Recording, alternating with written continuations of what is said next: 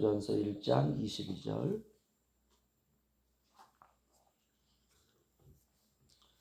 우리 한 절밖에 안 되기 때문에 우리 한 목소리로 함께 읽겠습니다. 시작.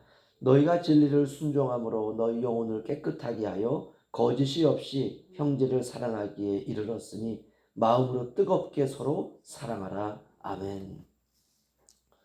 나그네를 향한 하나님의 목적이라는 제목으로 함께 말씀을 나누기를 원합니다. 그리스도인의 삶에서 가장 중요한 것이 무엇일까라고 한다면 여러 가지가 있죠. 믿음도 있고 소망도 있고 또 하나님의 뜻 가운데 살아가는 것도 있고 또 우리에게 주신 모든 삶을 최선을 다해 살아가는 것도 있고 굉장히 많습니다. 그러나 그 중에서 가장 중요한 것을 하나 들으라 그러면은 사랑입니다. 누가 뭐래도 사랑입니다. 단순하고 또 다 알고 있는 것이지만 가장 안 되는 것, 그게 사랑이에요. 우리가 좋은 사람, 마음에 드는 사람, 또 우리가 처음 봤을 때 저 사람 참 좋은 사람인데 선입견 있죠. 내 마음을 흡족하게 하는 사람, 그런 사람을 사랑하는 것은 굉장히 쉽습니다. 그 성도들도 마찬가지고 그 목회자도 마찬가지예요. 그런데 그런 사랑은 아무리 해봐야 본전도 안 됩니다. 그러면 사랑하지 말라는 것인가? 그렇지 않습니다. 사랑해야 돼요. 그러나 내가 세운 기준, 또 내가 세운 어떤 그 틀, 이런 사랑은 사실 편애에 가깝죠. 내가 좋아하는 사람, 내가 마음에 드는 사람, 사랑은 사랑이지만 어그러진 사랑입니다. 우리가 예수 그리스도를 믿음으로 말미암아 하나님으로부터 받은 사랑은 그런 사랑이 아니라, 물론 사랑해야죠. 내가 마음에 들고 또 내가 좋아하고 저 사람은 내 스타일이야, 이런 사람들을 사랑하는 것 사랑해야죠. 그러나 우리가 예수님을 믿고 난 이후에 우리가 하나님으로부터 받은 사랑은 그런 사랑이 아니라 조건 없는 사랑입니다. 대가 없는 사랑. 세상에는 그런 사랑은 없죠. 우리가 기브 앤 테이크라고 내가 누구 뭘 주면 상대방이 또 내가 뭘 내게 갖다 주고 내가 주고 받고 하는 사랑, 다 대가 있는 사랑이죠. 그래서 주님이 우리에게 주신 사랑은 이 아가페적인 사랑인데요, 하늘로부터 땅으로 내려온 사랑, 죄인을 위해서 아무 조건 없이 아무런 대가 없이 자기 몸을 우리에게 버려주심으로 말미암아 우리에게 주셨던 그 사랑, 우리가 그 사랑을 구원이다 이렇게 말합니다.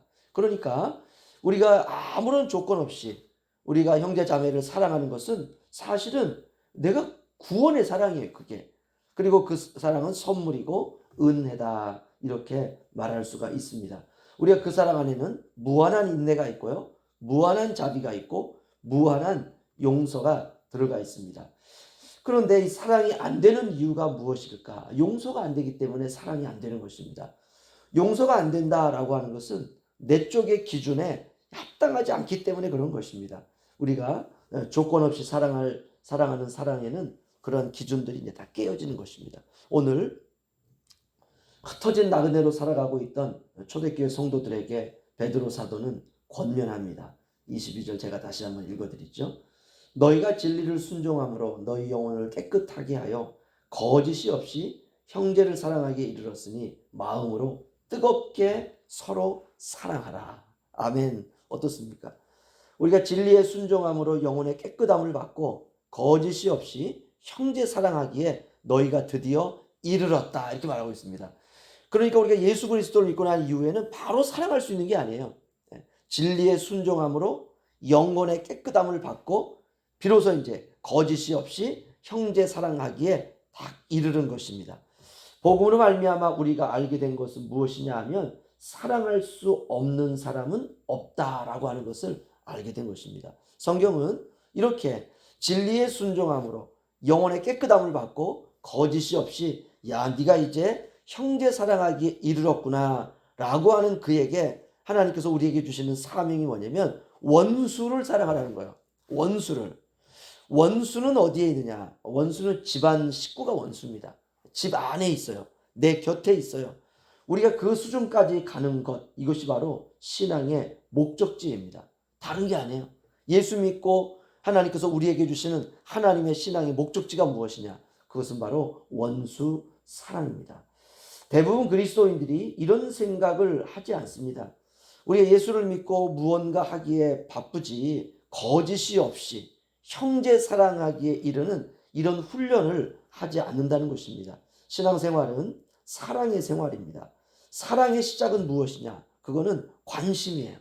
관심이 없는데 무슨 사랑이 되겠습니까? 사랑의 반대는 미움이 아니라 무관심입니다. 그래서 사랑이 없는 관계는 그저 모든 것이 다 사무적이 되시죠. 일로만 만나고 일로만 대화를 하는 것입니다. 관계라고 하는 것은 소통입니다. 마음과 마음이 통하는 것, 이것이 바로 관계지요. 우리가 사람은 유기적인 동물이다 이렇게 말합니다. 생각과 감정과 의지가 서로 살아있는 소통의 관계라는 것입니다. 우리가 그래야 됩니다. 우리가 이런 말 하죠. 마음이 간다. 사랑은 마음이 가는 사랑입니다. 거짓이 없는 사랑이라고 하는 말은 우리가 이게 좀 와닿지 않습니다. 거짓이 없다라는 말은 위선적이지 않다라는 말이죠. 근데 거짓이 없는 사랑을 한다. 이거 참 쉽지 않거든요. 위선이라고 하는 것은 겉과 속이 다른 것입니다. 우리가 겉으로는 상냥하지만 속은 그렇지 않을 때 우리가 이것을 위선이다 이렇게 말합니다. 그런데 거짓이 없는 사랑을 한다라고 하는 것은 진실된 사랑이라는 것이 마음과 행동이 일치하는 사랑. 너희가 진리를 순종함으로 너희 영혼을 깨끗하게 하여 거짓이 없이 형제를 사랑하기에 이르렀으니 우리가 진리를 순종하는 마음이 있기 때문에 우리의 영혼이 깨끗해지고 깨끗해진 그 마음이 거짓이 없는 형제 사랑에 이르렀다 이 말이죠.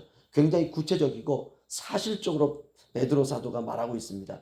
바로 이 사람이 하늘로 가는 나그네입니다. 이 사랑에 이르도록 우리가 살아가는 것, 이것이 바로 하나님이 이 나그네와 같은 우리를 향한 하나님의 목적입니다. 우리가 신앙생활은 뭐 다른 거창한 게 아닙니다. 내가 있는 그곳에서 거짓이 없는 사랑으로 형제 자매를 진심으로 사랑하는 것, 이것이 바로 거룩하고 순결한 사랑입니다. 우리가 한복의 인생을 살아가는데 바로 이런 삶을 살아내는 것입니다. 하나님 우리에게 엄청난 건 요구한다면 불가능하죠. 하지만 내가 살아가고 있는 그곳에서 진리를 순종함으로 영혼을 깨끗하게 하여 거짓이 없이 형제를 사랑하는 삶, 이거는 누구나 할 수 있습니다.